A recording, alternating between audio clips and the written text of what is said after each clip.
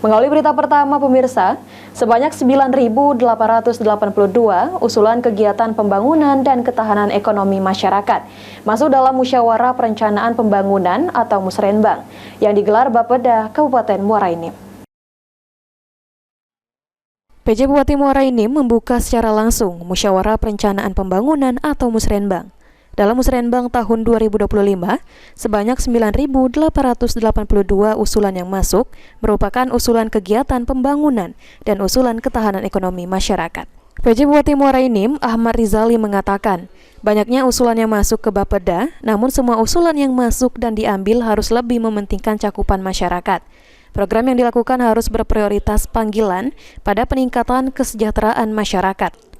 Selain itu juga dibutuhkan evaluasi untuk program-program sebelumnya, mana yang benar-benar memberikan efek positif untuk masyarakat dan pembangunan daerah, mana yang kurang memberi kesejahteraan masyarakat Muara Enim.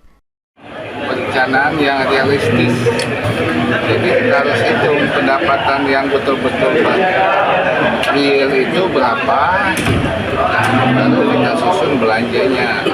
Kalau silpanya jauh dari 5% tidak masalah, APT-nya bisa lebih bagus lagi.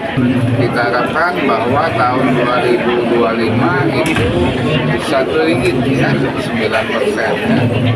Di Provinsi Sumsel ini yang 1 ringgit baru pakai relam ya, yang lain masih 10, masih di atas 2 ringgit. Untuk kategori perangkat daerah kecamatan. Banyaknya usulan yang masuk akan memperbanyak program yang bisa dibuat, terutama untuk kepentingan pembangunan daerah dan peningkatan kesejahteraan masyarakat. Diharapkan pembangunan yang ada di wilayah Kabupaten Muara Enim semakin besar dan menciptakan perekonomian yang lebih besar lagi. Mardiansyah, PAL TV.